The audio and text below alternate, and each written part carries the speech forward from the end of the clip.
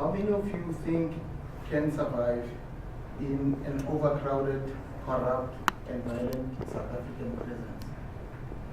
Or perhaps should I ask if any of you can survive and live in harmony in that environment? The only way to survive in that environment is through a strong character. Let's face it, in prison you need a strong character. But to survive and live in harmony and keep your morality is something else. And for that, you need to practice Ubuntu. Yes, as surprised as it may be, in prison you need Ubuntu. My presentation is getting back to basic. The impact of Ubuntu training for inmates. Getting back to basics means reviving the pillars and core moral values of Ubuntu. Those were the moral values that we grew up with, but neglected them as we grew old. So then, why ethics training for inmates? For many, it may seem obvious that inmates should have ethics training. Yes, it is correct. Because many of the inmates find themselves where they are because they have lost their morality or their way of life, so to say. As true as this is, it is equally true that the same offenders come from broken families or broken communities. And those communities sometimes have compromised their moral standards, which in resulting that they result in affecting those who grew up in those communities. Additionally, inmates need ethics training because at some stage of their lives, they are going to be reintegrated to their communities. In my opinion, ethics has reminded me and some of the fellow participants of where we come from, who we were, and our values. Most importantly, Ubuntu ethics training has assisted us not to refund in the future and become moral advocates. So what is Ubuntu? Ubuntu is simply humanity. It's a human fiber that bonds us as humans to another humans of our kind. It also highlights the interconnectedness of the individuals to the community. I am because you are. Motu ki motu ngabantu, umuntu umuntu ngabantu, motu ndi motu ngabantu, ngachivenda. It also includes self-preservation and morals. How was the ethics training done? Years of experience both within the correctional center and the outside community taught me that regardless of how good the educational program or the idea is, its success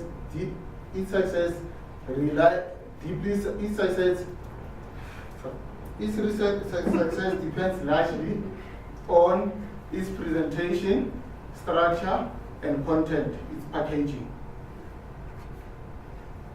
The participation action program addressed all these aspects.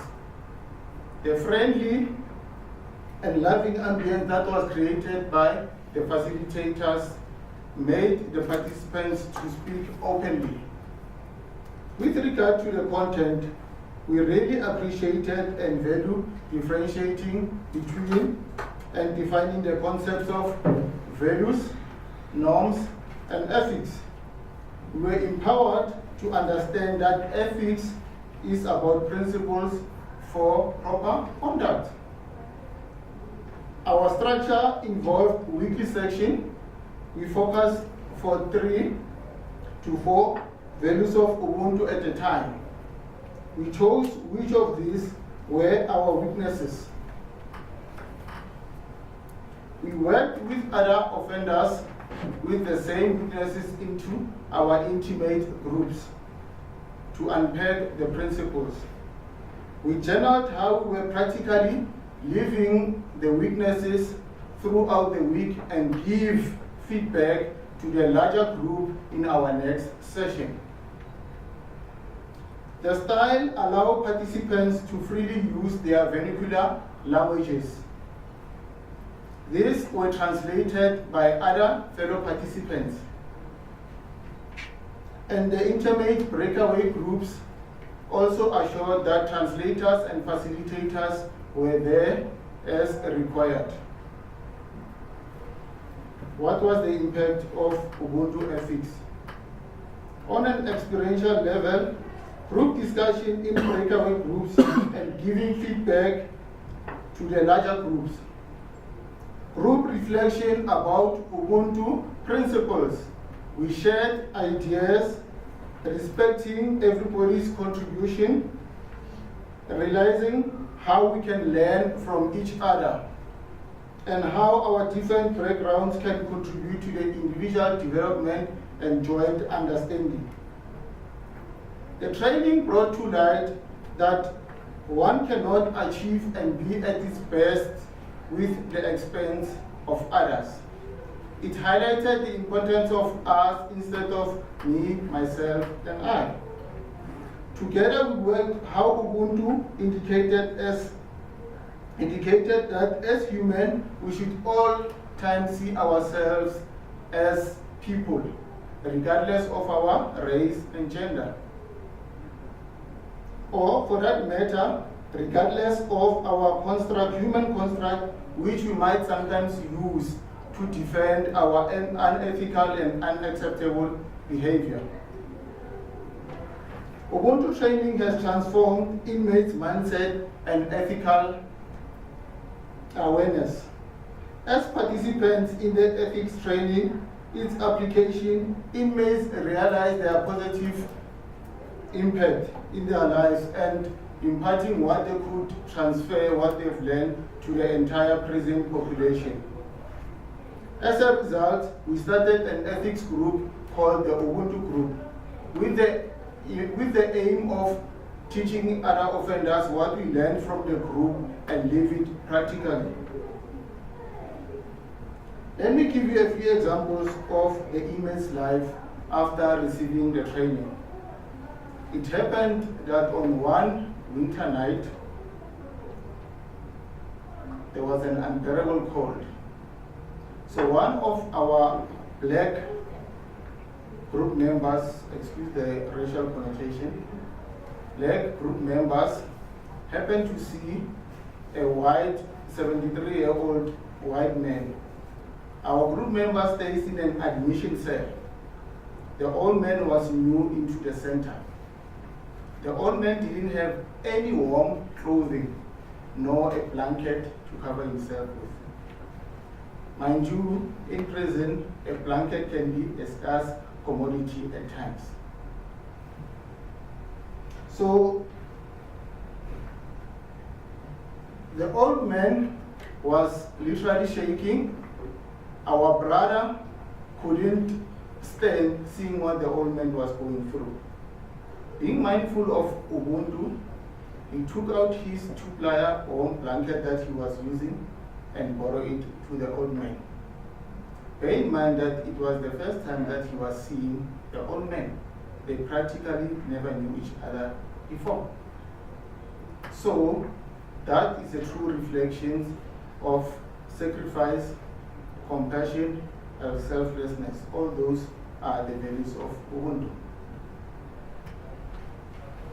Another example was when our center hosted a family day.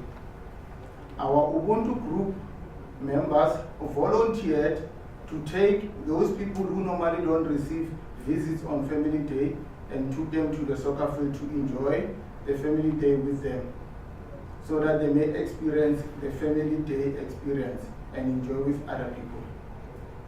On the same family day venue, our group members ensured that the elderly people and the pregnant women were organized and were given chairs so that they may not stand on the queues to buy food and other commodities. So they showed Ubuntu by that. The last incident on the family day, there was there was a theft incident whereby a culprit was manhandled by the correctional officials. Our group members intervened and requested the officials to be professional and not manhandle the people in front of visitors. It was resolved amicably through the intervention of our group members. Ubuntu training also reached beyond the confines of our physical environment. The impact of Ubuntu training on the incarcerated individual was immense and measurable in different contexts. The positive results they made the entire individual's life, and to me specifically, it has a great change my perception. It has brought a sense of individual purpose, reignited and brought to life the fundamental teaching one was taught growing up. It reminded me of the childhood values and principles we received from our elders. To some extent, it resonated with the African concept of I am because we are. A person is a person through others. It is through group discussions and intense debate that we revived our ownership of our African identity and its moral values. It made us realize what we can offer to the world and believe in the power of Ubuntu to provide answers to difficult moral dilemmas and managing everyday problems. As indicated before, the Ubuntu form part of the fundamental fiber that define the human race. It is therefore cannot be confined to a particular group, but to all human race. Any society that lacks moral values often manifests social ills. As people, we need Ubuntu ethics, and without them, no society can thrive and be at its best. In conclusion, I would like to challenge each and every person in this world to practically apply the values of Ubuntu in your life. Check which value of Ubuntu you need to improve in your life. For example, if you lack kindness, you can start to be kind in your home. Secondly, be kind to your community or at your workplace. And thirdly, you can be kind to a person crossing the road, a stranger crossing the road. Please jot down each and every act of kindness in your diary, as we did during our training session. This aim is to exercise to help us be morally alert in different circumstances and be able to use Ubuntu values in order to grow. I challenge you, you'll be amazed by doing this, you'd have improved your virtue of kindness. It is by getting back to basic through the principles of Ubuntu as people will live in harmony. I thank you.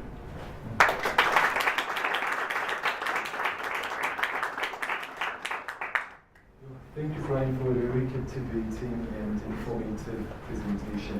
And then for now, we have Dr. Makabono, going to be our discussant for this paper presentation, and after that, we will be followed by a 10-minute Q&A session.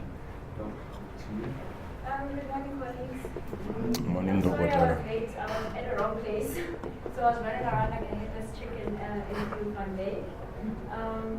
But that's my problem because I didn't read that it's an oral temple way. But to get into the presentation, you spoke about the packaging of the course. So I will start by commenting on the packaging. So before I get into the content, so first of all, I'd like to say that you look representable, which is always good when you're going to stand in front of people to give a presentation, because we basically judge you by first looking at how you look. So you look really good. I'm very, very pleased with the packaging. But also just to go into the presentation now, into the content, I'm very impressed, and I like the fact that you got into detail on how the the course was presented. I'm one person who likes, when I do presentations or courses, I like for people to actually sit in their groups to discuss what we are basically the course is about and to also reflect. So I'm quite impressed that this course was also run in that way, because I believe that you can stand in front and give people content, but if you don't give them the chance to apply in their lives or to actually do reflections, then it will not make an impact in their lives. And also, you delved a bit into explaining what Ubuntu is about. So I go back to Sue's comment on trying to define what Ubuntu is to you and in the context. And remember, we are discussing the prison context now, which is something that I wanted to go into when he was speaking about respect.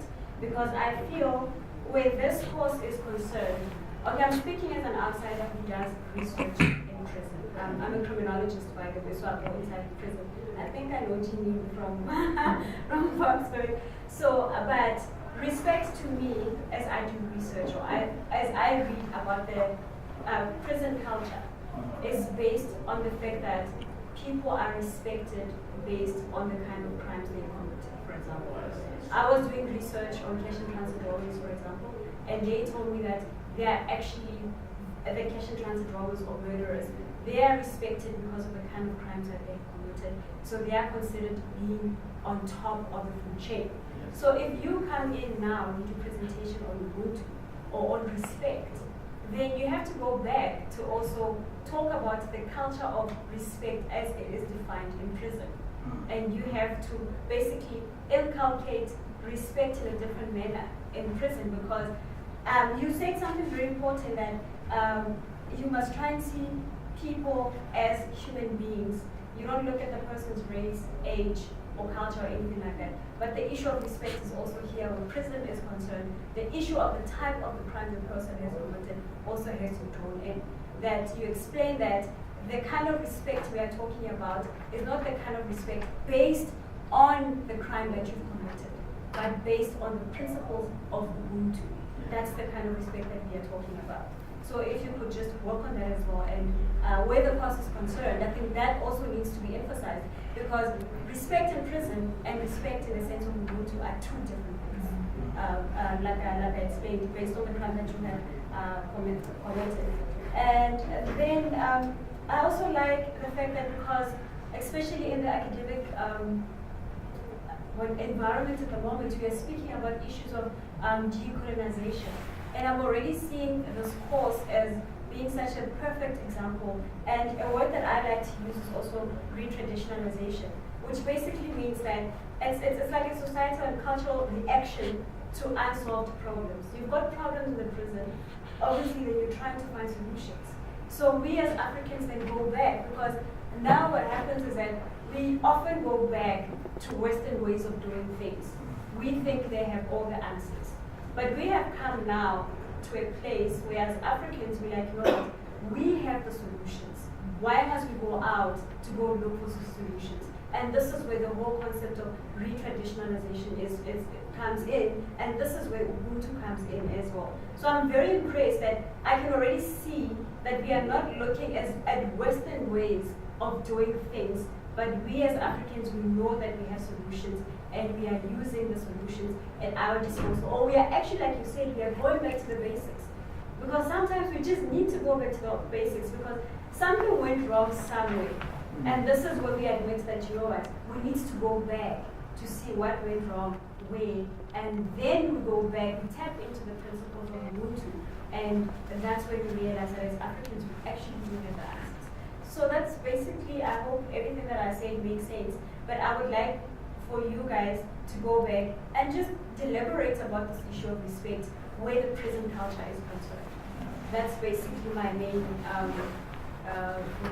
comment on the presentation. But otherwise, everything went very well. And I also feel, you know, the use of examples is a very, very powerful tool. And I'm going to reiterate, one of the colleagues did say that people believe you when you can tell them a real story. So keep on using the examples, because, and for a person who's never been, incarcerated before, when you give the examples, then we get like a picture of exactly what is happening in prison.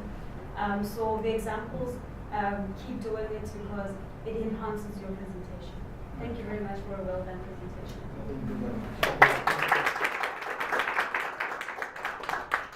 Okay, ladies and gentlemen, let me open up the floor for our questions or comments if we've got any for Brian.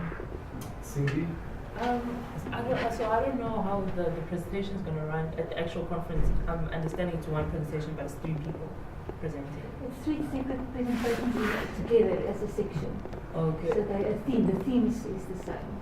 I was thinking maybe the person who led the course can start, and then Brian can come in because he explains the whole structure of the course. Yeah. And then Jermaine can bring in his experience. I think that will flow nicely together. I know it starts with her, but can you remember what the program says? Between you two now, I don't. Yeah, but I think Ida is going to start, Yes. and then I'll be the second Is one. it? then Jamil. Thank you very much, Cindy. I think for me, there was another speaker who suggested something like citing other scholars on this African Ubuntu philosophy. There's a writer, the scholar who has recently also published a book, Dr. Max Futu from the University of Pretoria. There are a lot of articles that he has written on the topic, and also he has just recently published a book on the topic, so you can consult.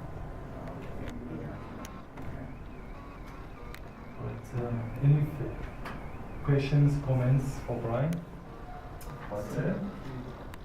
There's so much that's so exciting to me about this, but I think the core of what's exciting is something that sort of came between the lines in both your presentations, which is that this is something that you co-authoring, that you co-inventing. It's not as if there's this Ubuntu thing that's ready made, and your only task is to somehow swallow it and then live it out. It's also, I can hear how people have contributed to developing what one could possibly understand by Ubuntu and how it can fit into the world. And I think, as the discussant also mentioned, we're living in really exciting times when this kind of thing is happening in South Africa as a whole as well, and in academia, and it to do with African epistemology and decoloniality and so on. The people who inventing this thing. And it's very easy to say, oh no, whatever, you're reinventing the wheel, or the different ideas about what decoloniality should be, or decoloniality is too vague, and one can say exactly the same things about Ubuntu. But in fact, what's wonderful about it is that people are taking ownership of this. It's not, and helping to create this new thing, this Ubuntu thing, and this decoloniality thing, giving it greater clarity. It might have different factions and whatever in the end, but it's also starting to really change the world, as you're also demonstrating. So yeah, I'm just super happy to be a witness to what's happened. Thank you very much, sir. Thank you. Harold? Thank you so much. That was a very interesting presentation. For me, when I was looking at it, already I can see the framework that you're using, and I think it goes beyond the presentation. It could be an established framework that you can also integrate in other correctional facilities. My question is on, you mentioned something about moral development, and I'm asking that because I'm also part of, I'm doing a project as well in Zondervaart, and we use kind of similar approach, and it's on spirituality but also on moral development. I just wanted to know, in terms of your program, does the aspects of spirituality, are they integrated? Because when you talk about Ubuntu, there's also that interlink between culture and spirituality.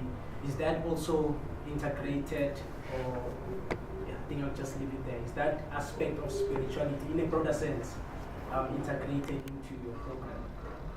Okay.